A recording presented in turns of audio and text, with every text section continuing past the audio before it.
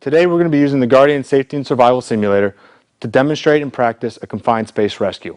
There are 3 criteria that need to be met to constitute a confined space. These are: it must not normally be inhabited by humans, it must have a limited means of egress and entry, and it must be big enough for a human to work or perform a task in. Confined spaces are not limited to one type of area. They can be found in urban environments, suburban, and rural. Manholes, silos, rail cars all constitute a confined space. There are a multitude of reasons why a confined space rescue needs to occur. These rescues are not unusual. It could be a worker that has been caught in machinery, it could be a child that has fallen down a hole, or it could just be a person who has been overcome by the atmosphere within the hole itself. There's a chance that one of these rescues might involve one of your own. It is imperative, though, that only trained individuals enter these confined spaces. It does no good if an untrained rescuer goes down into a hole and becomes a victim themselves. If this happens, the rescue team is now trying to rescue 2 victims. Today we're going to be simulating a worker who has fallen down a hole. He is complaining of lower leg pain and needs a vertical extrication through the top of the hole. 2 rescuers are then going to be lowered through the top of the hole using a tripod. They're going to stabilize the victim, assess his injuries, and remove him through the top. In order to simulate this confined space rescue, we're going to be using the Guardian Safety and Survival Simulator. It offers a hatch at the top of the roof which simulates a ground level entry and exit to a confined space. On top of the simulator today, we have a tripod set up over the hatch. This will simulate a ground level entry into an underground confined space. The initial steps to a confined space are no different than any other incident in the fire department. You must first do a size up and request the resources that are needed. After that, you're going to create an incident action plan. This is where you go into the details of the specific rescue. You then need to assess, manage, and mitigate the hazards and risks that can be done before entering the hole. As with any other incident that you might be involved in, there are 3 main incident priorities, and these must be adhered to in the correct order. First is the preservation of life. This is not just the victim, but also the rescuers themselves. Second is the incident stabilization. Third is property conservation. In this simulated confined space rescue, we're going to lower 2 rescuers to a victim located at the bottom of the hole. They're going to assess the patient, package the patient, and then remove the patient. Before we go to the top of the simulator and perform this rescue, let's take a look at the packaging. There are many devices and methods to packaging a patient. The most important aspect to any of these devices is to make sure your rescue crew is well versed in its use. Here we're going to be using the rescue sked. 2 rescuers approach the victim and roll the sked out.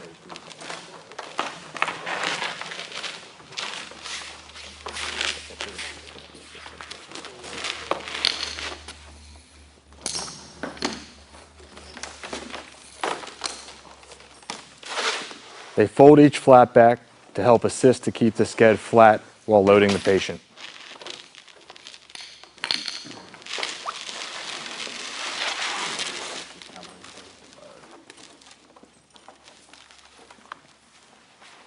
Loading the patient is similar to loading a patient onto a backboard. They will roll the patient to the opposite side of the sked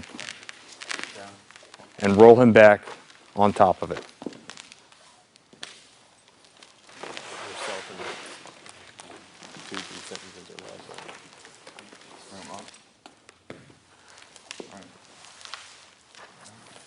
Once centered on the sked device, they will then begin to ratchet down the cross straps.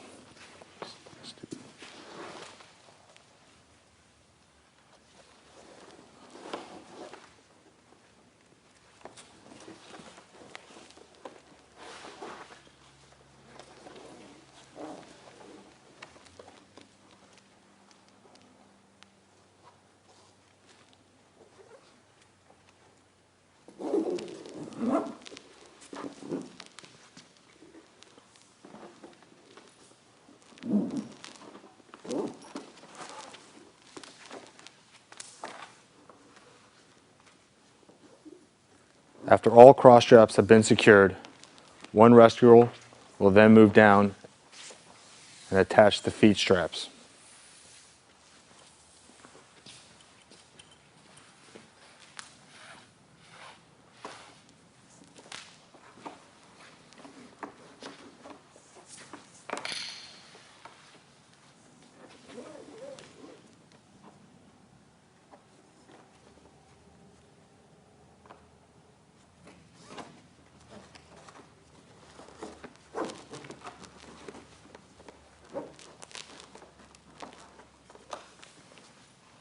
They will then take approximately 20-foot piece of rope, split in half with a figure 8 on a bite, and start weaving the rope through the grommets on the sked down the sides.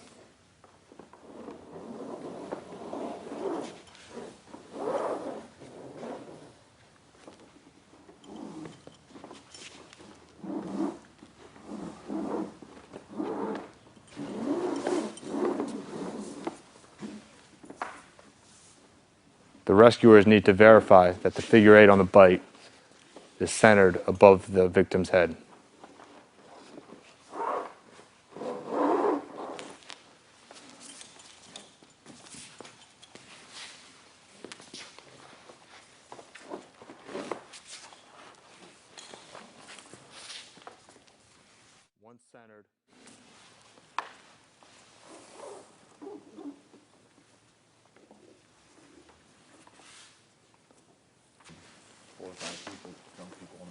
Once centered, a box knot will be tied between the victim's legs at the bottom of the sked.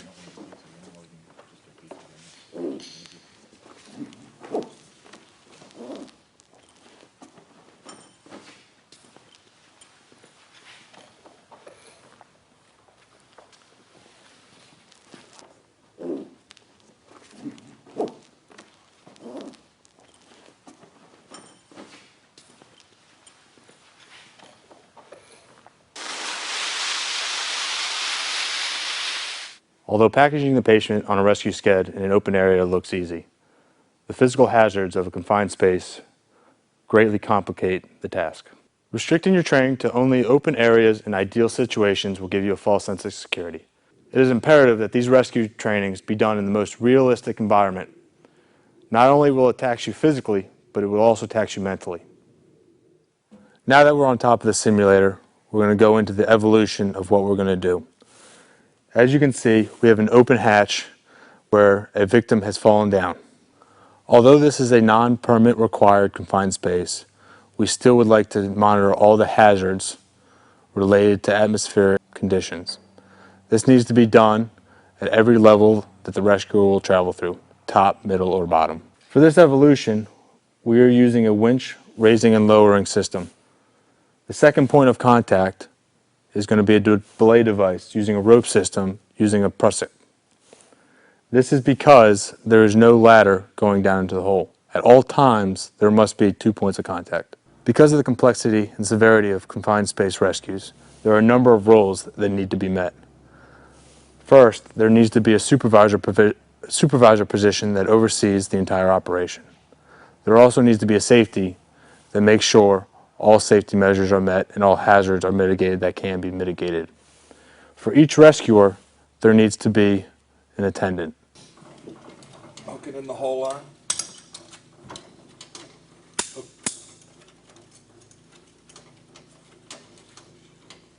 Hook it in the safety line.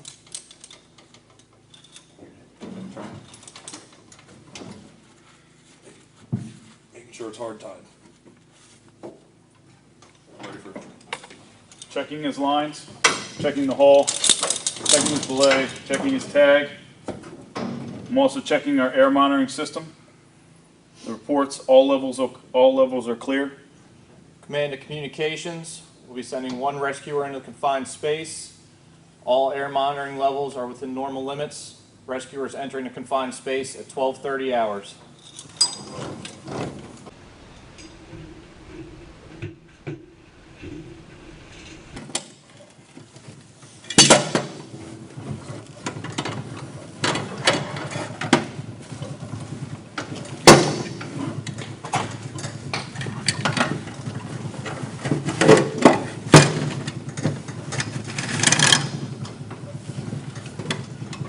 Guardian 1 to command. I've located one adult patient, conscious and breathing, appears to have a leg injury. I'm going to need a sked and an additional rescuer. Command copy. Command to communications. I have a second rescuer entering the confined space at this time. 12:35 hours.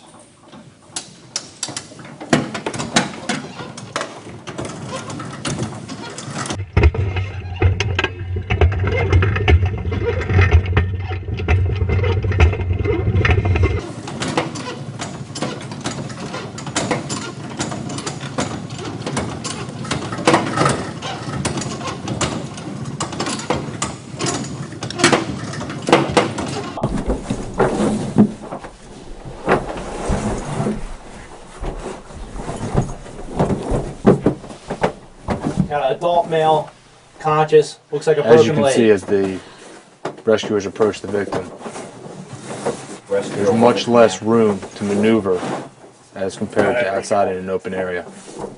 We've located an adult male victim with a broken leg. The rescuers have to take full advantage of the area that they do have,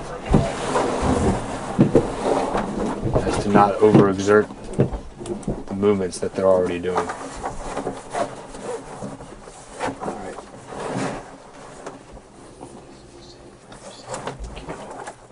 Rescuer 1 to command. We are packaging the patient with a SCED rescue device.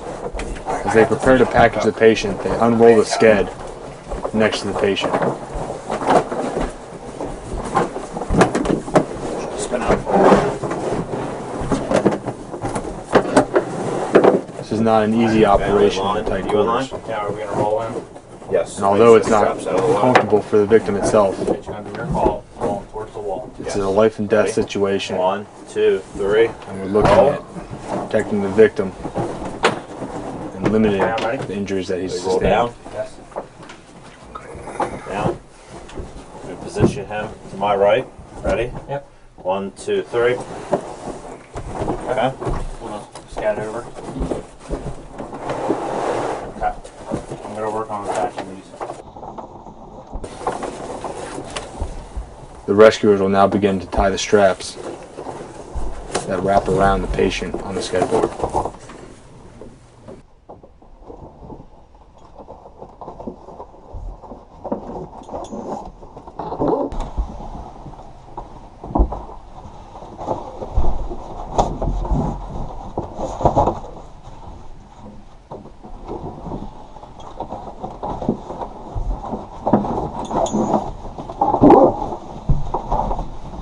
You work on the top too, Yep. and I will attach the feet.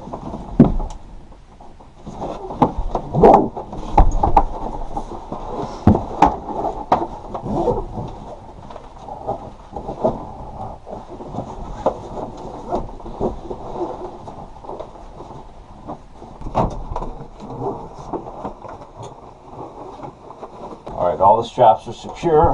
Just want to tighten. Okay, I got one leg left to do. All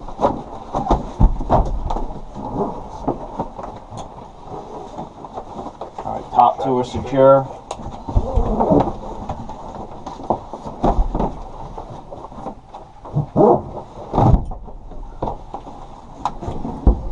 All right. All chest straps are secure. Okay.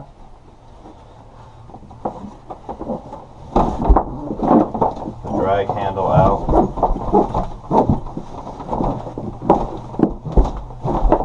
Okay. Feet secure. Good. Everything snug. Rescue 1 to command. Go ahead, Rescue 1. We have the patient packaged in the SCED, and we're going to begin extraction. Come up here. With the bridle attached to the sked, the rescuers will now position the victim to be dragged to the Ready? point of entry. 1, 2, 3, just spin. All right. Ready on the count of 3, slow. 1, 2, 3. That's it.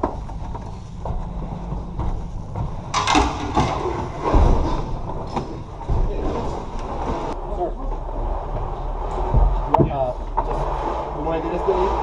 On slow. It's recording now. You want to go in the back and get that hole?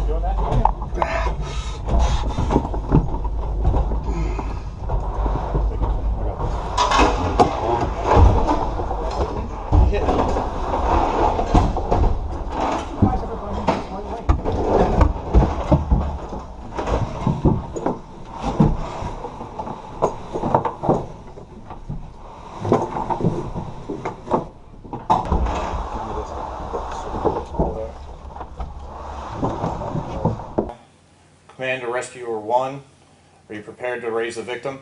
Prepare to raise victim. Command copy, raise the victim.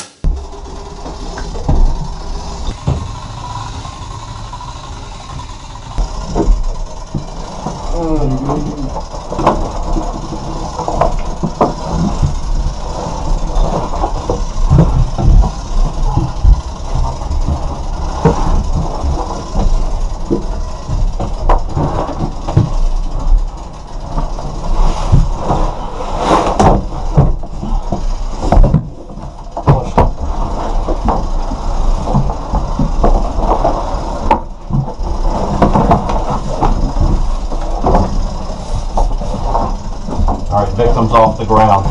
Continue to raise slow.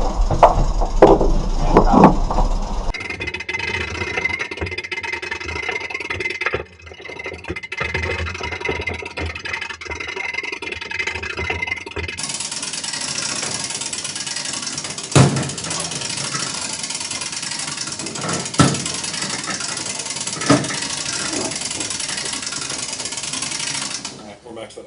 Command of Communications, the patient has been extricated. We are now preparing to raise the second rescuer. Now that this confined space simulation is done, as the victim, how do you think it went? I think it went well. I think ideal environments is not ideal training. I think you have to be very comfortable with being uncomfortable when simulating real life training. That's a big part of confined space. The techniques and methods are fairly simple. It's putting it in a confined space with limited maneuverability is what makes it difficult.